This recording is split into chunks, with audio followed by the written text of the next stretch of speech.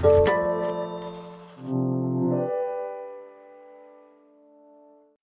following podcast is part of a certified educational activity. Access the entire activity and complete the post-test at peerview.com/DFZ860. Downloadable slides and practice aids are also available. Welcome to highlighting the vital role of primary care in identifying and optimizing treatment of diabetic retinopathy and diabetic macular edema.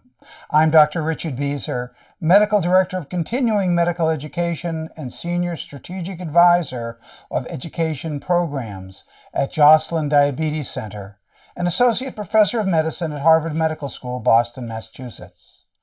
As we all know, people with diabetes are at increased risk of developing many types of eye disease, including retinal disorders. While ophthalmologists perform much of the screening, diagnosis, and treatment of these conditions, it's really primary care clinicians who are in a key position to suggest, encourage, and perhaps even cajole people who need such screening and care to seek out qualified eye care professionals early when treatments have the best chance of preventing irreversible vision loss. However, for most primary care providers, the field of ophthalmology is often conceptually quite distant from the mainstream of your daily practice. So for you to effectively guide people to and during ophthalmologic care, having a clearer picture of what that care entails would be quite beneficial. This educational activity seeks to do that. We'll help you understand the current guidelines for eye care, counsel patients about the importance of timely diagnosis of diabetic retinopathy and diabetic macular edema, learn about several first and second line treatments that can prevent vision loss, and help people with diabetes overcome barriers to appropriate vision care. Joining me today are my distinguished colleagues, Andrew Mushfeghi, Associate Professor of Clinical Ophthalmology and Director of the Vitreoretinal Surgery Fellowship Training Program at the University of Southern California's Roski Eye Institute in Los Angeles, California. Also joining me is Timothy Murtha. Tim is Assistant Professor of Ophthalmology at Harvard Medical School and the Beetham Eye Institute of the Joslin Diabetes Center in Boston. Tim, perhaps you can kick things off with some thoughts on your interpretation of the guidelines for ophthalmologic screening and care for people with diabetes. Thank you, Rich. What we'd like to start this evening with is a quick review of diabetic retinopathy and some important statistics regarding diabetic retinopathy. I provided you here a slide of what diabetic retinopathy can look like with the sentinel lesions that have been determined from the early treatment of diabetic retinopathy study. These lesions can then help us divide retinopathy into its component parts: non-proliferative diabetic retinopathy, proliferative diabetic retinopathy, and macular edema as defined in these boxes. The important thing about knowing these sentinel lesions is we can now place those into a classification scheme known as the International Classification of Diabetic Retinopathy. This helps us to speak about diabetic retinopathy in a common fashion among anybody who is working with our diabetic patients. In addition, by knowing the classification, we can make some predictions as to how diabetic retinopathy may progress with time. And from this graph, we can see that if one has mild or moderate retinopathy, the risk of developing the more vision-threatening forms of retinopathy is quite low. But if one has higher levels, these need to be watched somewhat more carefully. How does one lose vision from diabetic retinopathy? Well, there are multiple ways. These are some examples of how we might lose vision. In the first slide on the left-hand side, we see an example of vitreous hemorrhage. This is very common in proliferative diabetic retinopathy and can result in anywhere from mild to severe vision loss. On the right-hand slide, we see a traction retinal detachment of severe diabetic retinopathy, once again causing significant vision loss and probably requiring surgery to repair. And in the middle slide, we see diabetic macular edema with the classic circinate ring and retinal thickening, common to diabetic macular edema, resulting in moderate vision loss. But these are not the only ways one can lose vision from diabetic retinopathy. We can have ischemic optic neuropathies. We can have venous occlusive disease as a result of diabetes. We can have generalized non-perfusion, as well as other ways to lose vision. Now let's talk about some facts about diabetic retinopathy that are important to keep in mind as we progress through this program this evening. The first is, it is a huge problem. As of 2015, there were 415 million people in the world with diabetes, and it's projected to rise to 642 million. Presently, of the people with diabetes worldwide, 93 million will have some form of diabetic retinopathy, 17 million will have proliferative disease, and 21 million will have diabetic macular edema.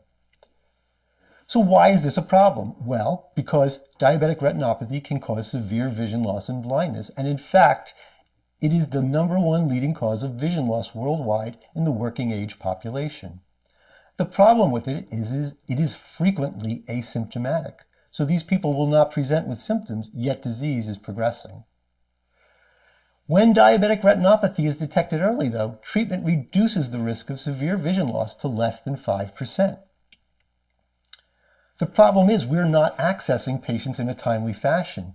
From this data about the US, only 63% of individuals with diabetes have annual eye exams, and that's been very stable over many years.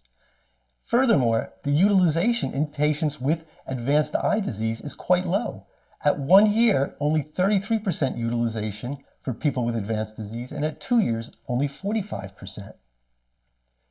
So, the rationale to improve our current screening is that we are faced with a tsunami of diabetes, that nobody knows is there, it's asymptomatic. The consequences can be quite severe of blindness, and there's historically poor follow-up among people with diabetes. This is all problematic, and the sad part is we can prevent a lot of this with appropriate treatment. These should highlight the need for improved screening and better access to our patients. Thanks, Rich. Back to you. Tim, when you say the words timely and asymptomatic, I think that throws it back into the lap of those of us that are taking primary care of people with diabetes, primary care providers, and people like myself, diabetologists. So what can we do to help the process move more efficiently? So to that end, it's also helpful to review things that can aggravate diabetic retinopathy so that we can be aware of these, treat them, and try and prevent problems.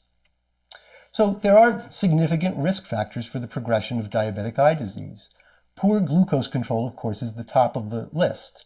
High blood pressure, duration of diabetes, well, we don't have much control over that. There are other risk factors also, and they are listed very nicely here for you. Renal disease, high cholesterol, dyslipidemia, abdominal obesity, pregnancy, etc. Just by way of review, to deal with the topic at hand, glucose control is the key to controlling diabetic retinopathy and to preventing problems. The DCCT clearly answered this question. In the primary prevention group, we saw a 76% reduction in 3-step progression of diabetic retinopathy. In the secondary intervention group of these type 1 diabetics, there was a 54% reduction in 3-step progression of diabetic retinopathy, a 47% reduction in proliferative diabetic retinopathy, and a 56% reduction in the need for photocoagulation, with a 23% reduction in macular edema.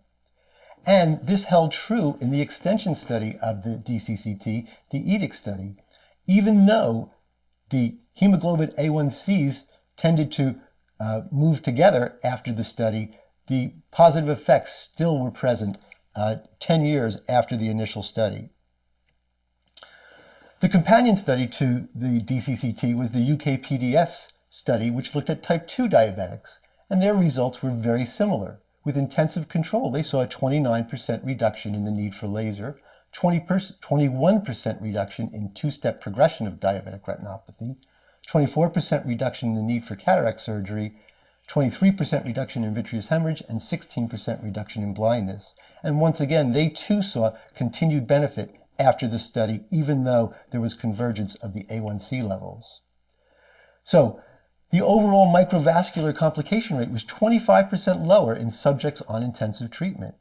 And the most important point, and to answer your question of what you as diabetologists and primary care people can do, is that for every 1% decrease that can be achieved in our diabetic patients, we can see a 37% reduction in microvascular complications.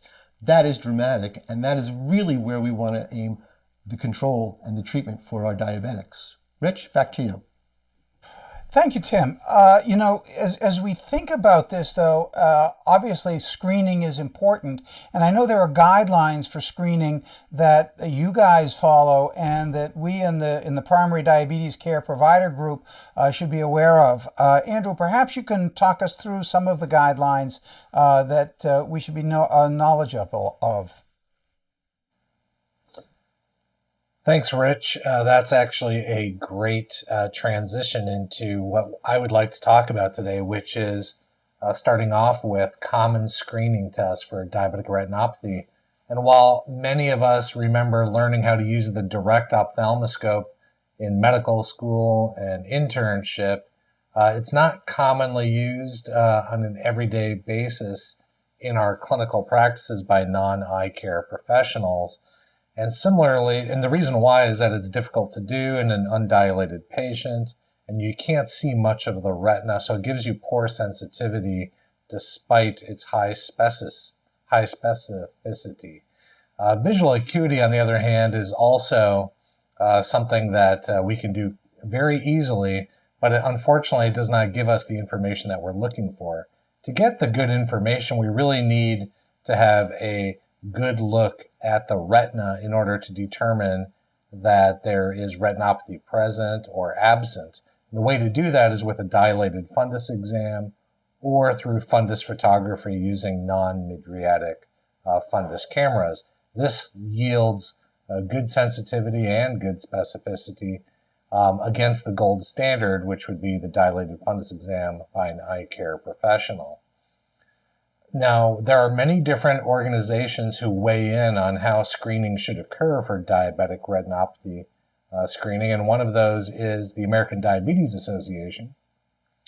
And there is a lot of agreement and some disagreement. We'll review that a little bit here.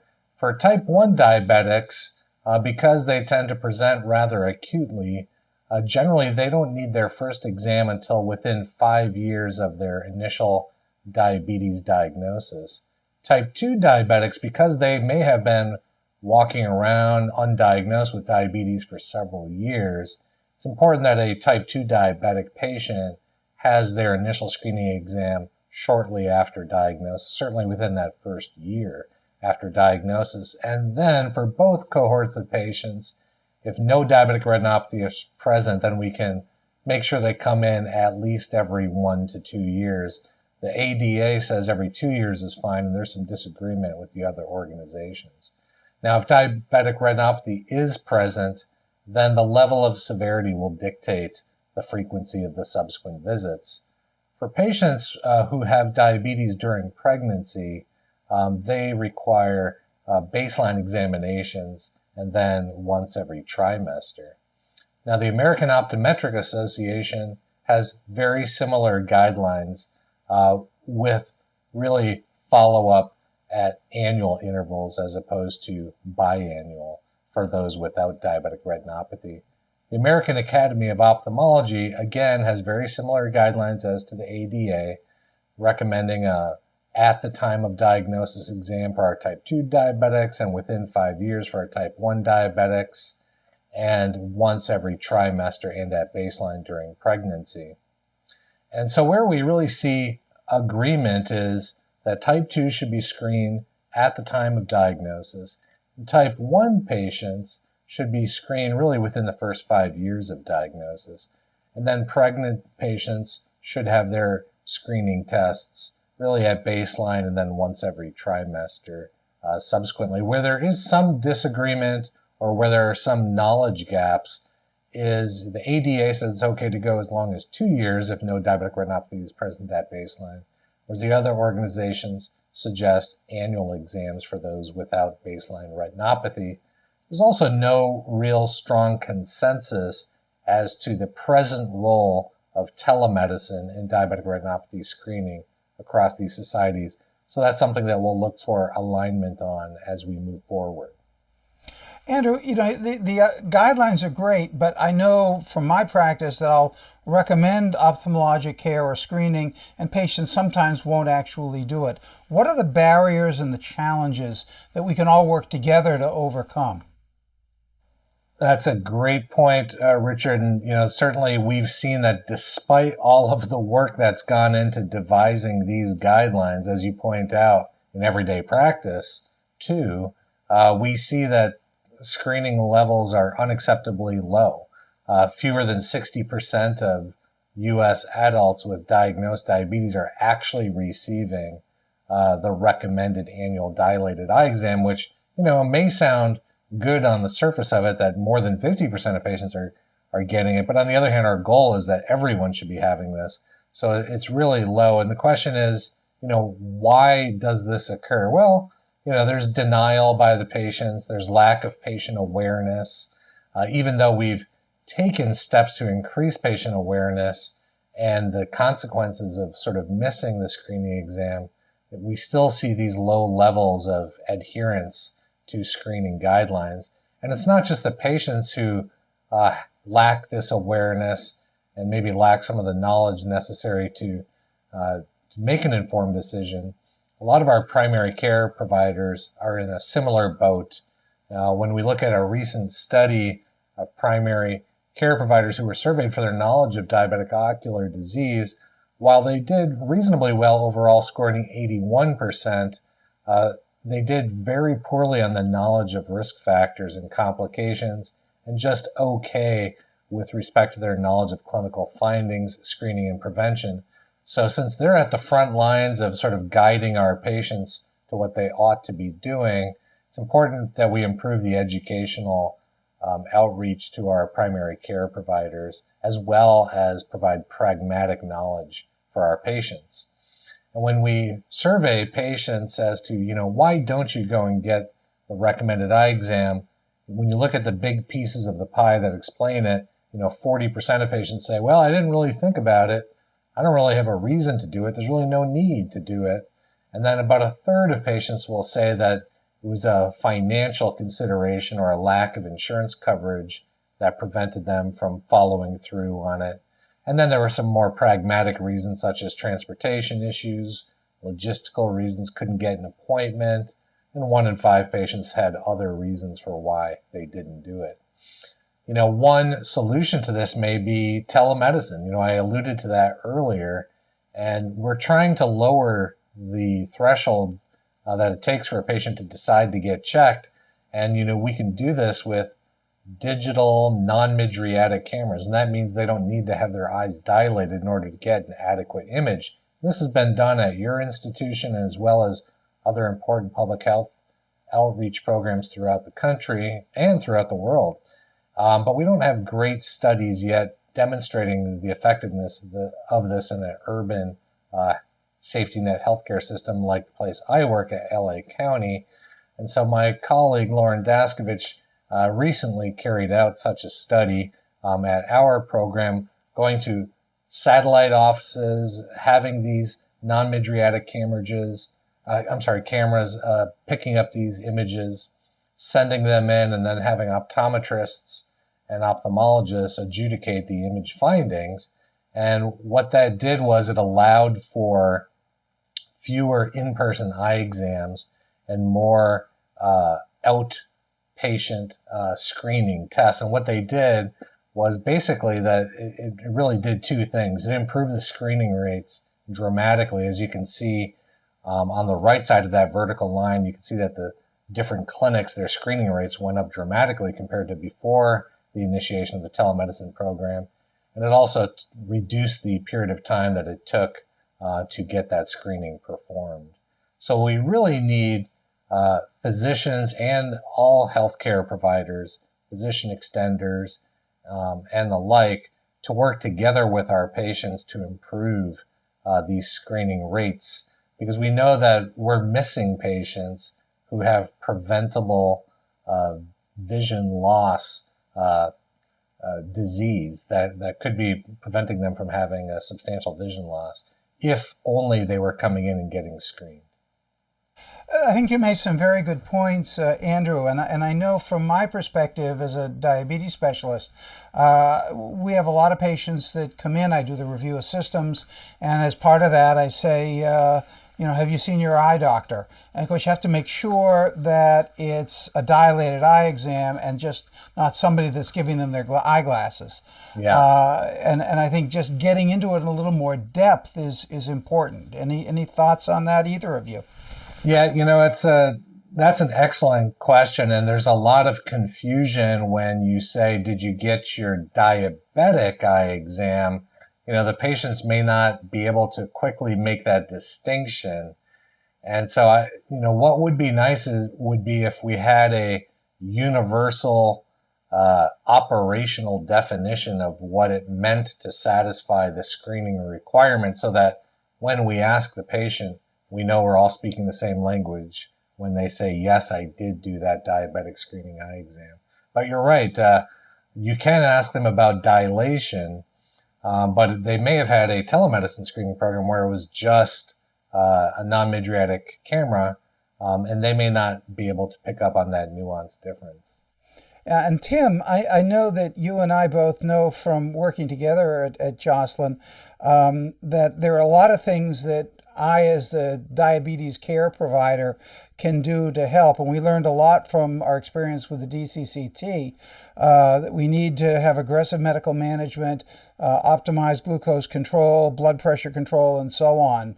What are your thoughts on that? I think the studies speak for themselves. It's clear that the treatment of choice for diabetic eye disease really is prevention. We in ophthalmology tend to approach this disease at the later stages, but the adage of an ounce of prevention is worth a pound of cure clearly applies to this group of people. The problem is, as we're discussing in this particular section, we don't have access to all of these people. So I think, as you have outlined and as we've been discussing, better access to patients is really the key here. And once we have access, then we can start to do better in terms of sugar control and in terms of treatment. You mentioned the word communication, because I think that's an important point. Tim, you and I working at Joslin have the advantage that we use the same electronic medical record. So I can click on your notes, and if I can decipher some of the technical part, I can at least get a sense as to what it is you're thinking is going on. And I can also look at the interval of between visits as a clue as to how severe you think things are. But in the non-Joslin world, what would you recommend to the primary care providers to try to communicate with the ophthalmologist to get some information? Well, I think that's on the ophthalmologist to make sure that that connection occurs, because we really do depend on our colleagues in primary care and endocrinology to help manage these people. So for my purposes, if I can, I will either send a letter to the patients, but I also have some difficulties with that because for various reasons, letters may not make it, doesn't get out of my office, gets lost in their office. So I actually trust most of my patients, and I will print out a copy of that day's visit from the electronic medical record, and I will hand it to them, and I will say, make sure that your diabetes doctor gets this. My notes are fairly straightforward. I think they are fairly readily readable and understandable. Yeah, they are, Tim. They are. Let's take a look at some of the things on the therapeutic horizon. There's some science behind the diagnosis and treatment for diabetic retinopathy. Can you comment on that a bit, Tim? Yeah, so I think the first thing we need to know is how do we as ophthalmologists go about diagnosing what's going on in the eyes? As mentioned previously, we really don't depend so much on symptoms because they really don't show up till later. Now, if they're there, then we certainly pay attention, and that certainly raises a red flag for us. Symptoms could be anything from floaters, flashes of light, decreasing vision, blurred vision, dark spots, visual field loss, blindness, distortion. But these are not necessarily diabetic all the time. There are other things that may potentially cause this. So this is what a normal eye might look like, a nice fundus photograph of a healthy retina. And on the right, next to that, we see a picture of what we call an OCT, which is a imaging modality of looking at the retina in cross sections. And I'll go into that in a little more detail a little further on. Amsler grid testing is a great way of getting a good sense of what may be going on. And of course, the patient's report of what their vision is compared to what they had been used to for the vast majority of their life, as demonstrated in the picture in the lower right. Now, if they have macular edema, which is shown in the picture on the upper left, they have that nice circinate ring of hard exudates, which is very classic for diabetic macular edema, along with swelling in the retina.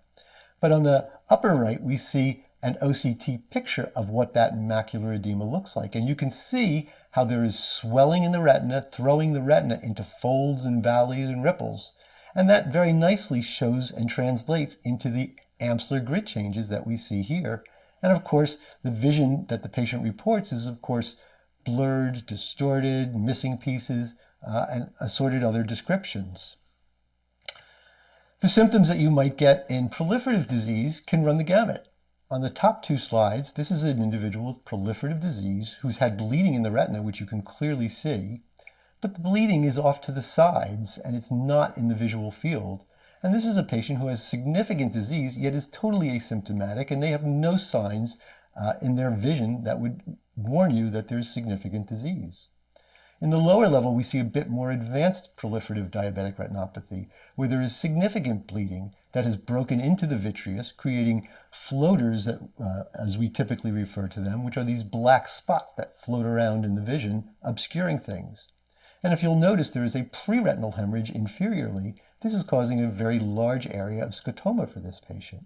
The bleeding sometimes can be so dramatic where there is no view of the retina, the patient can barely see a light in front of them, and of course we as ophthalmologists can't see into the eye either. So what are the diagnostic tests that we do? Well, of course, history is key, as it is in everything, but on physical exam, we'll start with a slit lamp examination and biomicroscopy. This is where we'll look at the retina in 3D using a magnifying glass to really look at the fine details of the posterior pole. I often refer to this with my patients as I'm looking at the trees in the forest. We'll then go on to look in the eye with an indirect ophthalmoscope. This sort of lets us get a whole fundus view of the eye, much like the pictures that you saw. And I often refer to this as looking at the forest. And this can allow us to see peripheral disease from diabetes and other pathologies that may be outside of direct ophthalmoscopy.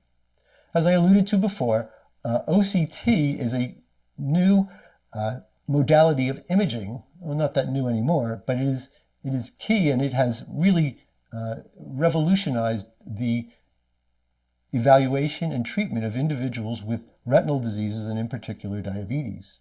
Of course, fluorescein angiography has been around for many years, and this allows us to follow the flow of the fluorescein dye as it passes through the eye, and this will highlight abnormal vessels, leaking blood vessels, and areas where the blood may not be flowing at all.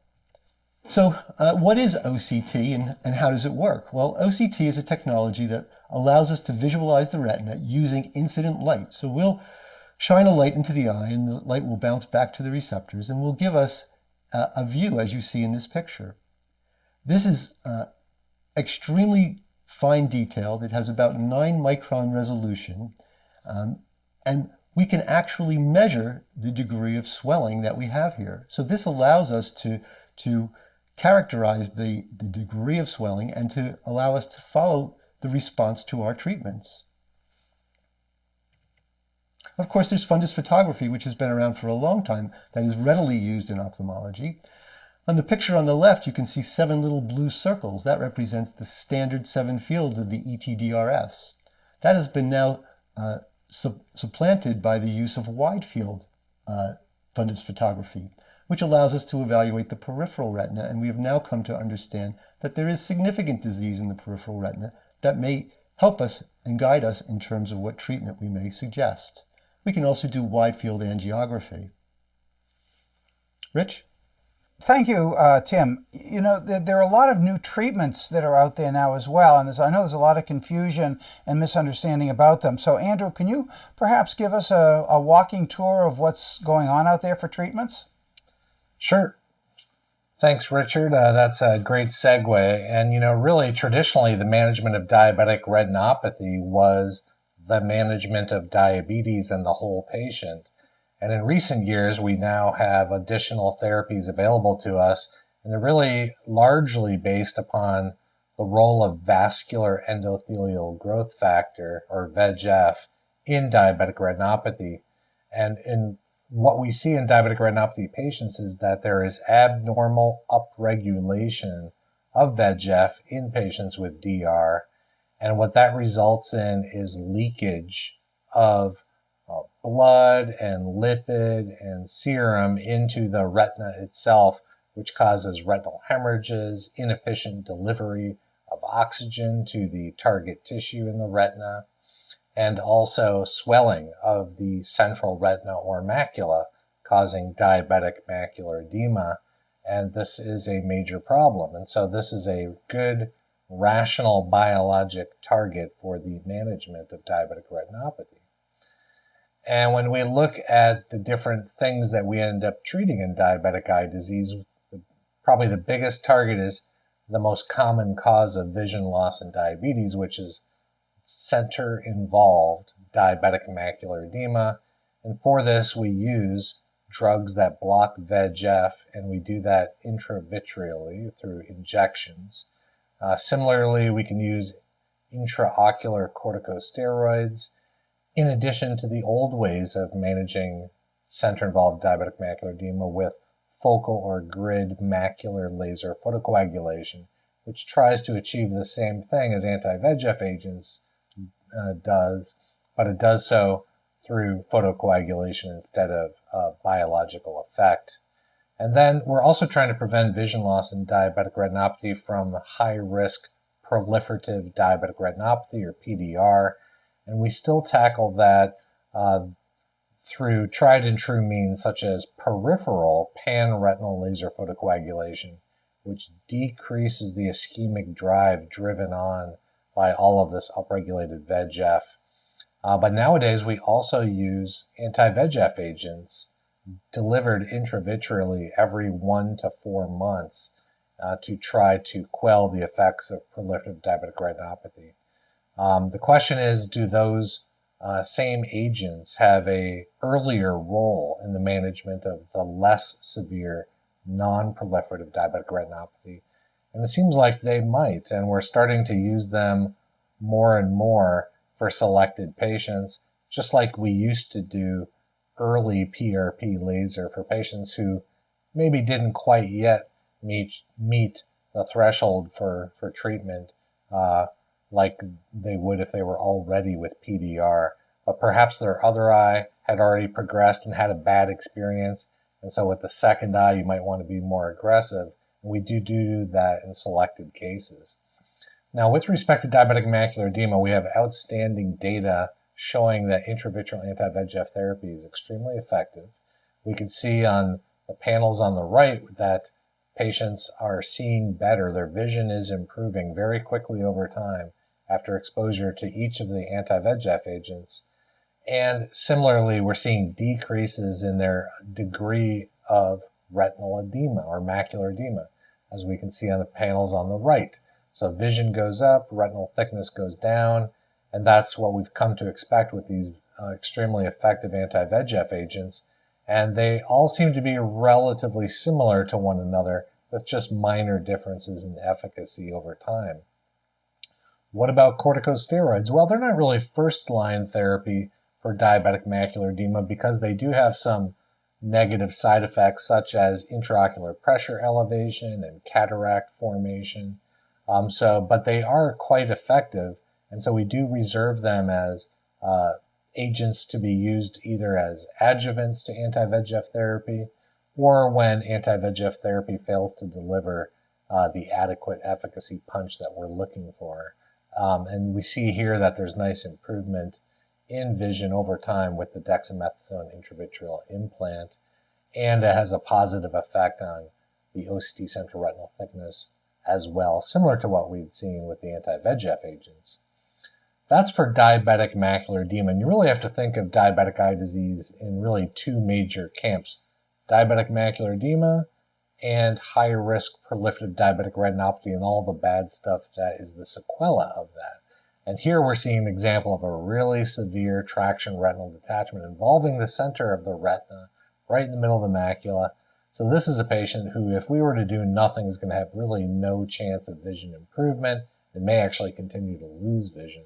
So in this case, really surgical intervention is indicated, and that's going to be with so-called pars plana vitrectomy to repair complex traction retinal detachment. And right now we don't have a way of sort of preventing that other than with anti-VEGF agents or pan-retinal laser photocoagulation along with systemic disease control. Now, pan-retinal photocoagulation works. You see the PRP scars here in this patient in the top photo, but those PRP scars are not without consequence. It can constrict the peripheral visual field. It's painful to administer and for the patient to receive, and it does have some complications like rupture of Brooks membrane and abnormal blood vessel growth proliferation. So there are some downsides to this tried and true approach, even though it is quite effective. And that's where anti-VEGF therapy may come into play. When we look at the patients who were studied with aflibercept for diabetic macular edema treatment, there were patients who had nice benefits to their diabetic retinopathy score. So if you look on top, this was a patient who had baseline, had a lot of macular edema and a lot of diabetic retinopathy, but by the end of the study had almost no macular edema and almost no diabetic retinopathy. And it's anecdotal observations like this one that lead us to think that this might be a good treatment for just diabetic retinopathy in general. So what about combination therapy in diabetic macular edema? And as I alluded to earlier, we often will use, for example, corticosteroids in patients who just did not have the optimal response. And this would be sort of in addition to our anti-VEGF monotherapy approach. And this makes sense because, we know that there are other inflammatory mediators that are upregulated in diabetic retinopathy other than VEGF that are perhaps more adequately covered by corticosteroids effects. And so we do keep that in mind for patients who are having an incomplete response with anti-VEGF therapy, although we do have to keep in mind that there are some adverse events such as cataract formation quite predictably several months after therapy is initiated, and a very significant proportion of patients can have elevated intraocular pressure. And so we need for patients to be aware of that and for doctors to be aware of that as well. Now, intravitreal anti-VEGF injections have a very safe ocular and systemic adverse event profile. The risk of endophthalmitis with injections like these is roughly 0.02% or 1 in 5,000. And although there is a risk of IOP elevation after sustained repeated dosing of these agents, it's a relatively low risk, not nearly as high as what we see with intraocular corticosteroid therapy. And in general, patients are going to receive these injections roughly once every 3 months, or up to once every 3 months. Certainly, some patients need it every month. Other patients need it every 2 months. And then how do we decide how frequently some patients need it compared to others?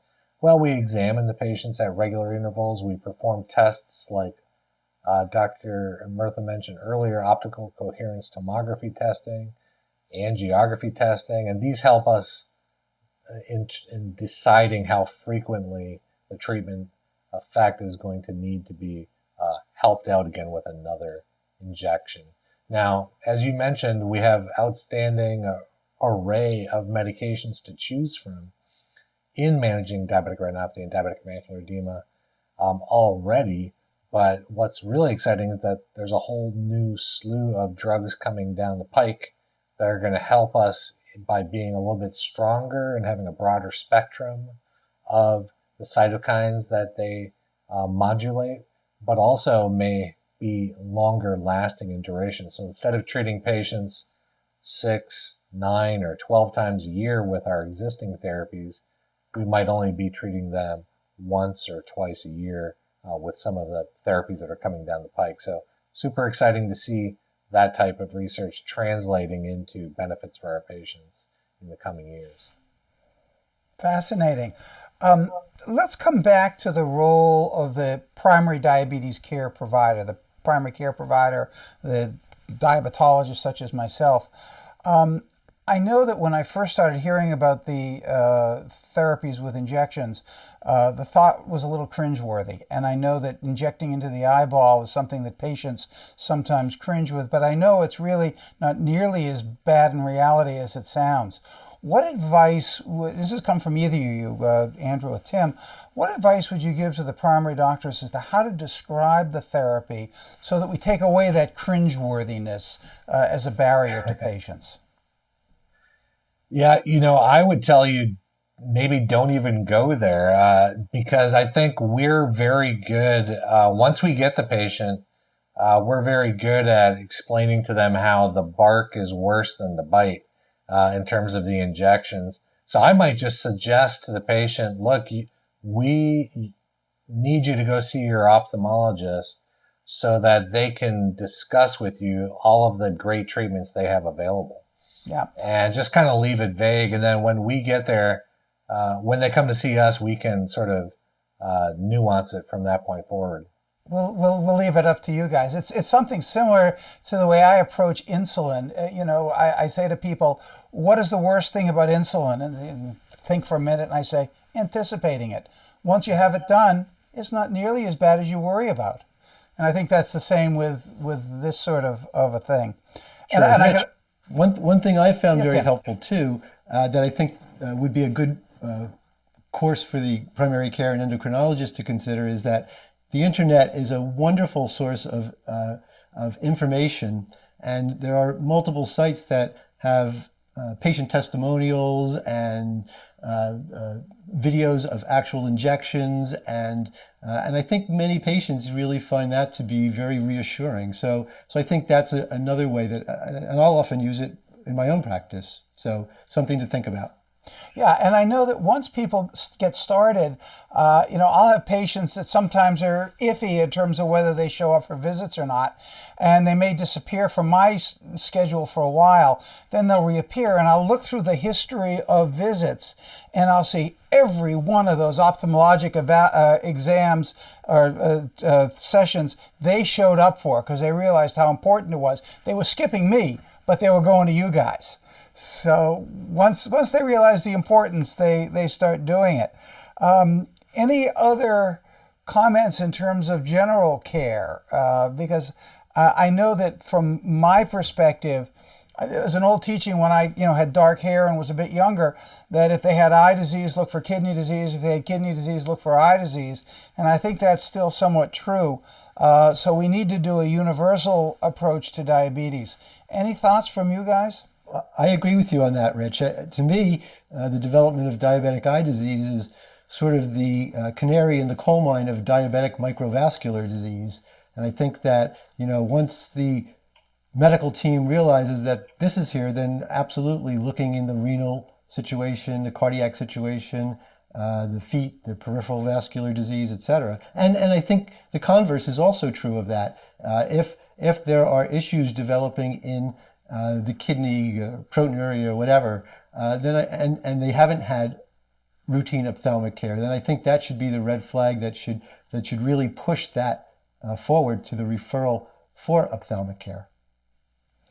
I think we have a couple of cases that you guys have brought to us that illustrate how you think and how you treat. Andrew, I think you've got the first one. Yes. Let me share with you an interesting case. This was a 51-year-old Asian gentleman with type 2 diabetes, but requiring insulin with no known history of diabetic retinopathy. He did have kidney disease, as we were just mentioning, and on to hemodialysis, and suffered a car accident at age 20 that left him with traumatic brain injury, requiring a VP shunt. He also has some other comorbidities. His visual acuity was near normal at 20/40 in each eye, but he was complaining of new floaters in the left eye and has not had previous eye surgery. He wasn't fully cooperative with his first exam with me, But we can see in this color fundus photo in the upper left-hand corner that you just can't really make out the details of the retina very well. And the reason for that was that there was some vitreous hemorrhage present. So that's hemorrhage that's in front of the retina, not just within the retina like we see at the top of that image, where you see some blot and dot hemorrhages there. Now, if you look in the lower left-hand corner, you can see on the so-called fluorescein angiogram a big dark area near the middle, and that's where the vitreous hemorrhage is sort of standing out in relief. And you can see that it's blocking the fluorescence from the retina. And on the left side of that lower left image, you can see that it looks a little bit different than the rest of that fluorescein angiogram, and that's because there's such bad diabetic retinopathy that the capillaries in between the major retinal vessels just aren't having any perfusion at all. And that's just from manifestation of diabetic retinopathy. When we look at the cross-sectional scan in the upper right-hand corner on the OCT, optical coherence tomography test, we see that there's some speckled findings in the vitreous cavity, and that's blood. And then also that the retina is a little bit swollen. When late in the angiogram, we see some leakage on the angiogram. So this patient is the type of patient in the past that we would have just simply performed pan-retinal laser photocoagulation due to this high-risk level of proliferative diabetic retinopathy with vitreous hemorrhage. What we did instead, after a long conversation with the patient and his caretakers, who sort of had an aversion to pan-retinal laser photocoagulation, and they were concerned about his ability to cooperate with that in the necessary fashion, we ended up performing a series of anti-VEGF injections, in this case aflibercept, and we did so quite regularly between 2016 and 2019. And although we don't expect to see a complete reperfusion of those non-perfused areas, you can tell in the 2019 images that there's significantly less sort of leakiness overall on these images compared to the 2016 images. And that also had a benefit to his macular edema. If you look at baseline, you can see that there was quite a bit of macular edema on the color-coded thickness maps, but that calmed down quite a bit with mainly just sort of green appearance on that thickness map by 2019. And what I didn't show you in this case was that the other eye had the exact same thing. So I just, for the sake of brevity, showed you the left eye, but really both eyes were benefiting in this exact same way. And I still treat the patient today. In the beginning, I was treating him every month, but now I only treat him once every 4 months. So this is a acceptable treatment burden for this patient, and he's preserved his peripheral retina without the need for PRP laser. Very impressive. Very impressive. Tim, I think you have a case of DME. I do. So this is a case of diabetic macular edema, and we'd like to apply the principles that Dr. Moshfeghi just spoke about in terms of treating these types of eyes. He's a 53-year-old man with type 2 diabetes for 16 years. His A1C is 8.1, and he has severe non-proliferative disease with center-involved diabetic macular edema. Now, you can't tell he has diabetic macular edema from his color photo here because he doesn't have the associated hard exudates, and that's actually fairly common. But I know I can convince you that he has edema when I show you his OCT. Clearly on the OCT there is significant swelling in the macula here with a large central cyst. He has decreased visual acuity to the 20/50 level, and he's quite symptomatic from this. For this reason, it was decided, after discussing this with him, to treat him with an intravitreal therapy, aflibercept. He received 3 monthly injections, and you can see at the end of his treatment here, the edema that he had is dramatically improved, his visual acuity has improved, and his symptoms have improved, demonstrating the effectiveness of these agents. When we use these agents, though, I think there is an awful lot of education that needs to go into treating patients with this.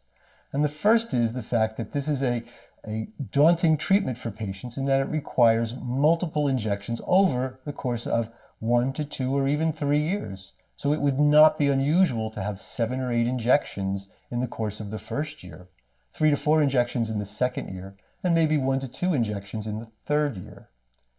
In addition to that, I also take the time to discuss the fact that there is a significant proportion of patients who will be non-responders to this treatment. And the problem is we don't know that a priori. So you have to be 7 or 8 injections into this treatment to get the sense that you're not responding after you've changed medications on several occasions. That can be somewhat disenchanting to the patient. And sometimes it can even result in the patient not following up. So it's really important that we work together with these patients. Thirdly, when I treat people like this, I tell them that our treatments are only supplementary to the medical treatment. I tell them that's the cornerstone of their treatment. So controlling the diabetes, controlling the blood pressure, controlling the lipids is really the cornerstone. And to a certain extent, I think patients find this to be a positive situation, because this allows them and empowers them to contribute to the positive response of their treatment. It also brings in the primary care and the endocrinology team to be part of this process. And by helping these patients control their sugars and their blood pressure, the patients look upon this as either an explicit or implicit approval of this treatment course. All of this allows better buy-in from the patients, which helps to keep them in the treatment process, which is very easy to get tired of for patients. Tim, I think you make some very important points, and it sort of comes back to the interactive theme that we've talked about. And I want to take a look at that again from the perspective of the shared decision making. I know that when I have patients that have gone to you and your colleagues in the eye unit and are beginning to get these treatments, they often come back to me with a reinvigorated desire to improve their glucose control, because suddenly there's a tangible reason for them to want to do this.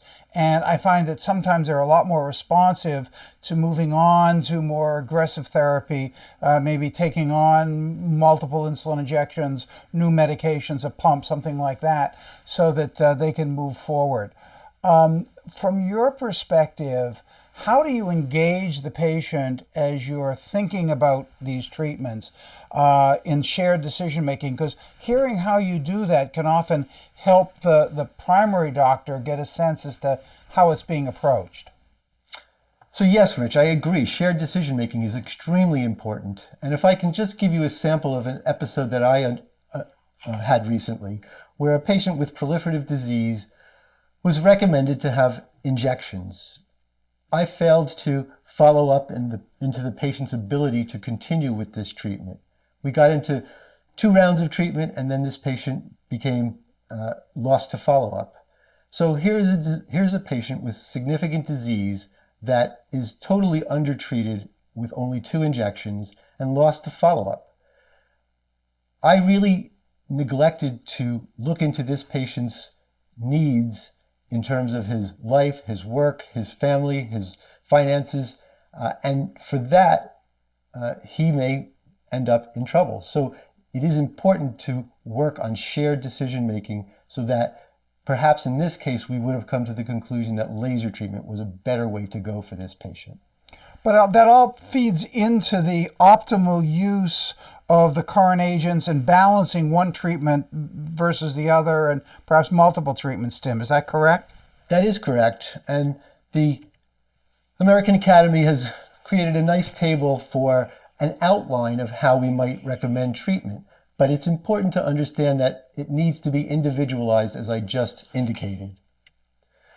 We in ophthalmology treat disease at the late stages, proliferative diabetic retinopathy and diabetic macular edema, because those are the vision-threatening stages.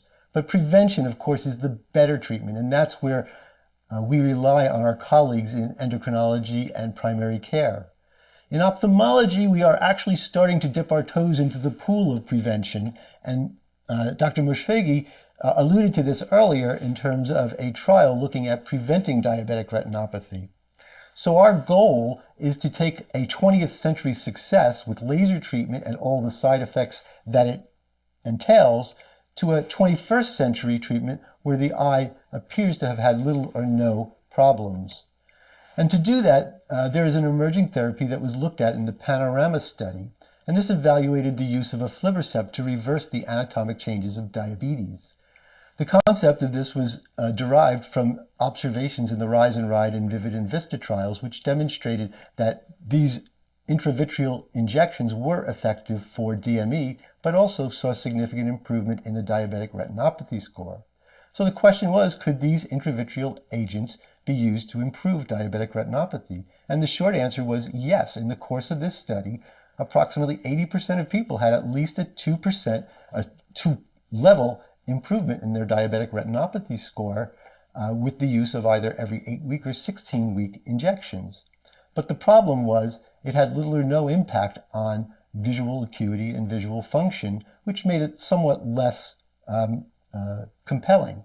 But the study then went on to look at whether using these could prevent the vision-threatening forms of diabetic eye disease that we've been talking about. And as you can see from this slide, there was a significant improvement of preventing these vision-threatening forms of diabetic retinopathy.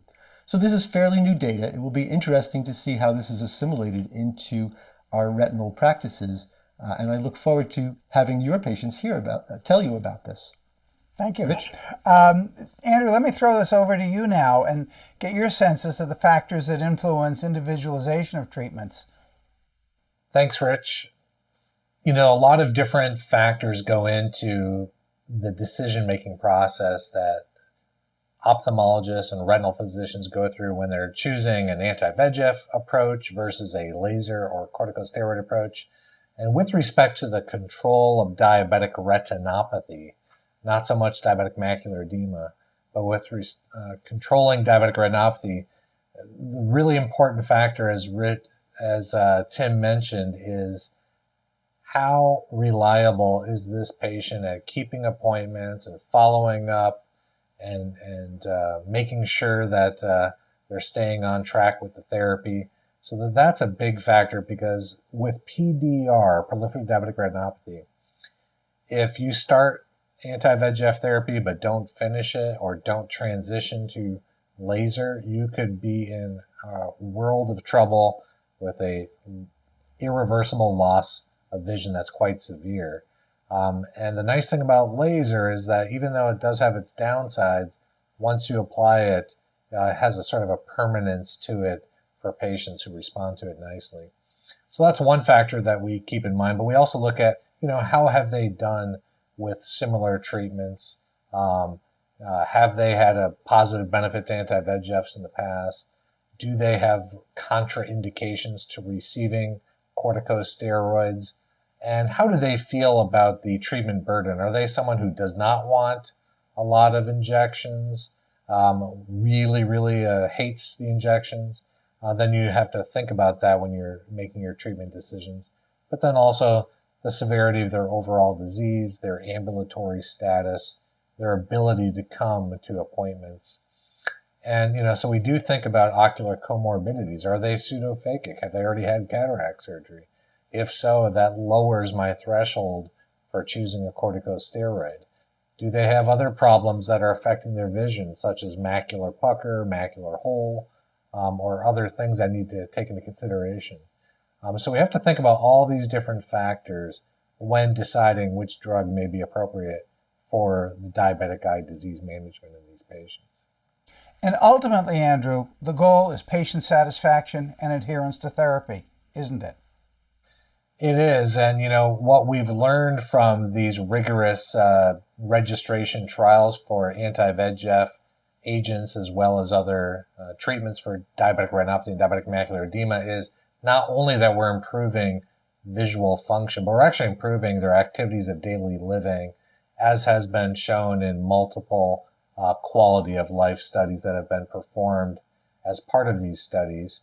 And when we look at comparative effectiveness studies, such as Diabetic Retinopathy Protocol T study, we see, as you pointed out, a really good adherence to patient visits with 94% of patients having a 100% visit constancy rate, and that 51% of patients were on time and very few patients were late for their follow-up appointments. So this is telling us that patients are engaged in their therapy because they feel it's helping them, and so they really want to make sure that they're sticking to the program. As I said earlier to Tim, they go to you guys, they may not come to me. We've got to encourage them to work with the whole team. We're going to take a few questions for the faculty now. And we're going to start with one that's always been an intriguing one throughout my career. Why do some patients do well with a higher A1C or hemoglobin A1C?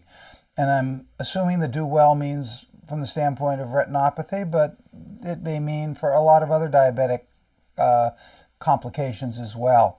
And perhaps I'll take a stab at this first and then let others comment. Diabetes control, optimizing diabetes control has always been the goal of those of us that treat diabetes. And in fact, there's a lot of data that shows that improved control does make a difference in reducing the risk of many complications, ophthalmologic complications, renal complications, and so on. With respect to the cardiovascular complications, the macrovascular disease, we also, of course, have to think about lipids, blood pressure, weight reduction, and so on.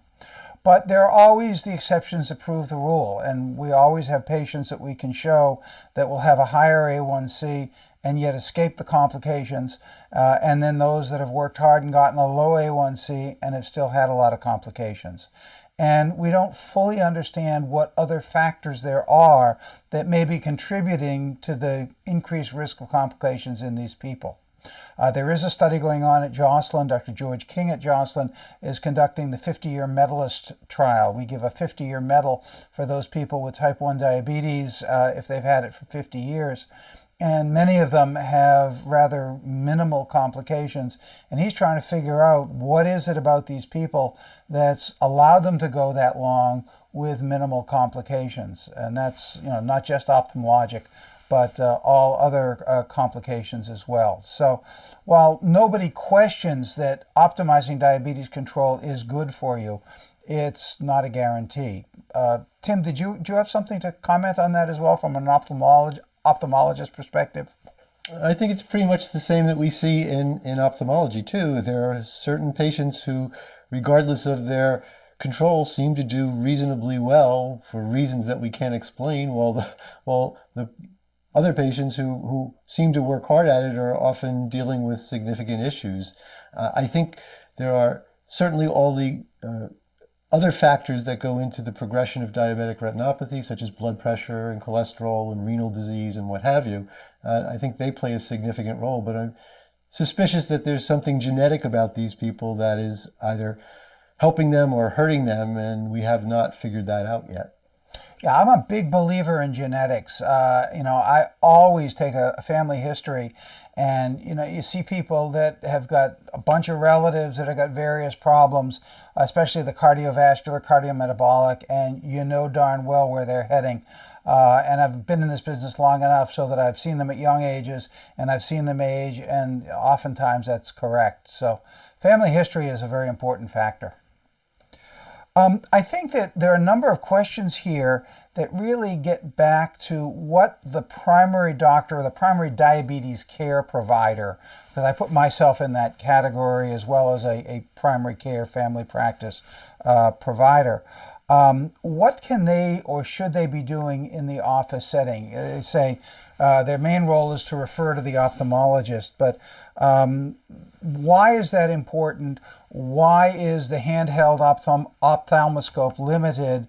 And how is that limiting in terms of some of the changes in the periphery? Maybe I'll throw this one to Andrew first, and then Tim, you can comment. Sure. So it's a fair question. And basically what we know is that if you use the direct ophthalmoscope, you're going to have an extremely limited field of view that's highly magnified.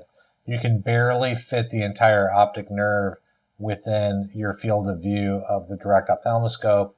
And just imagine how much retina you're not seeing when you're doing that well-meaning direct ophthalmoscopic examination. And so it takes a bit of time to do this properly, a bit of cooperation.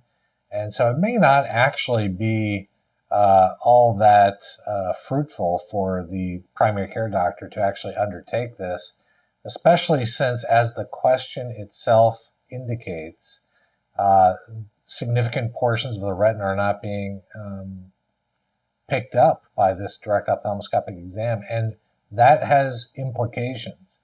We know from multiple studies that if you have predominantly peripheral retinopathy, that it tends to be associated with a poorer disease progression and prognosis. And so now you may look and falsely tell the patient, hey, I see no retinopathy. Good news. Well, it's only good news that the parts of the retina that you could see didn't have retinopathy, but it's not good news that you didn't see the rest of the retina. And so I think the number one thing the primary care physician can do in their office is not only make the recommendation that the patient go and see the eye care provider, but actually follow through and make sure that it happened. So maybe you have a designated person in your office who is in charge of making sure that the patient had their diabetic eye exam and what the result of that eye exam was. I think that's the number one thing. Now, you could also get involved with telemedicine outreach programs and have your office serve as a image acquisition site for a eye exam using the camera, which does a much better job than the direct ophthalmoscope. And that might be a more fruitful approach. All right, one listener wanted to know, does blood work and urinalysis often provide the pointing indicator for referring? I'm not 100% sure what they mean, but I think this gets back to a comment I made earlier that often renal disease and eye disease go hand in hand, to say nothing about the other complications, but renal and eye, microvascular disease. So while I really urge all of my patients to get ophthalmologic screening and care, when I start seeing certain things in the urine, rising proteinuria, dropping EGFRs, that really is an alert to me, not just to send them to the ophthalmologist for a screening, but also to address their renal complications, because that certainly would require more aggressive blood pressure treatment, and I'll often refer them to a nephrologist, and of course watch out for cardiac disease. So I think those screening tests can be a red flag for a number of different conditions. There's a question here that wanted to know, is anti-VEGF causing any adverse effects? Either of you. So to date, we know that there are some side effects from antivascular endothelial growth factors. Many of these are local, and many of these are actually more a result of the actual injection rather than the medicine itself. As far as the eye is concerned, there are allergic reactions, inflammatory reactions that can occur with these medicines, but they're fairly infrequent. More frequent are the concerns that introducing a needle into someone's eye can result in infections, detached retinas, retinal hemorrhages, cataract formation, elevated eye pressure, vision loss. Fortunately, these are fairly rare. In total, if one were to take all possible complications, it's generally quoted that in about 1 in 1,000 injections, one or another or some of these may occur per injection. So we do take it seriously. We do make every effort to avoid these complications, but even so, things do happen. Beyond the eye complications, there can be systemic side effects, or there is concern that there can be systemic side effects of these medicines because they are absorbed into the system. And that primarily arises from the history of these medicines, which was a medication called bevacizumab, which seems to be which is the father compound of these medications. And in those instances where treatments with bevacizumab was carried out for cancer disease, there were significant systemic complications, cardiac disease, strokes, GI bleeding, etc. Fortunately, the studies that have looked at the use of this have not particularly found that we are finding cardiac or systemic issues above what would be expected from the general population. So I feel comfortable from a systemic standpoint that we are fairly safe with these medications. Andrew, did you want to add anything to that? No, just to point out that, the systemic agents that are used to treat metastatic cancer are given intravenously in very high amounts in very frequent dosages for a long period of time in high-risk patient groups. And in those groups, they saw elevations of blood pressure fairly significantly, in addition to thromboembolic events and stroke. So fortunately, our studies have not revealed dose-dependent or different rates of these events. By and large, when you look at the different studies for intraocular administration of these medications, which are done, albeit frequently, but done in minute dosages compared to what's being delivered intravenously for our patients with cancer. So the caveat with what I just said is that our studies aren't really powered statistically to determine whether or not there's any statistically meaningful differences with respect to these outcomes. You'd have to have 10 times or as many patients in each arm in order to answer that question declaratively. That being said, in everyday practice, now that we've treated tens of thousands, hundreds of thousands, millions of patients' eyes, we have not seen a epidemic of hypertension or strokes. So they appear to be fairly safe from a systemic perspective after intraocular administration. But the jury is out. I think we have time for one more quick question. A questioner wanted to know specifically the effects of GLP-1 receptor agonists on ocular complications, and sort of springing from that comes the question about rapidly improving diabetes control, and is that a problem with respect to ophthalmologic complications? Tim, maybe you can comment on that? So there was concern that these particular group of medicines, which happen to have significant amounts of receptors in the retina, may actually aggravate diabetic eye disease, and there were some reports of that. So a fairly large study was done approximately 2 years ago in Great Britain, looking at the progression of diabetic retinopathy with the use of these particular medicines. Turns out that they really did not find much of a progression, and when they did see some evidence of progression, it was actually felt to be more related to the sudden onset of tight control, similar to what we saw in the DCCT. So although it's not definitive yet, it seems to be a reasonable idea that these are medicines that are not having a dramatic impact on the progression of diabetic retinopathy, at least that we've been able to determine so far. And I know as an investigator from the DCCT, we saw with rapid onset of control some short-term worsening of retinopathy, but long-term the retinopathy was better in the tightly controlled group. Team. Thank you both, Tim and Andrew, for an excellent overview of the state-of-the-art in the diagnosis and treatment of diabetic retinopathy and diabetic macular edema. We recognize that primary care clinicians are inundated with new information in multitudes of topics. However, you both help clarify the current approach to care and evolution of treatments in the complex subspecialty of ophthalmologic care for those of us that aren't in that field. And also thanks to all of you for logging into this program. On behalf of the Joslin Diabetes Center, I'm Dr. Richard Beazer. Thank you for joining us. Thank you for listening. Download materials and complete the post test for instant credit at peerview.com/DFZ860. This activity is supported by an independent medical education grant from Regeneron Pharmaceuticals Incorporated.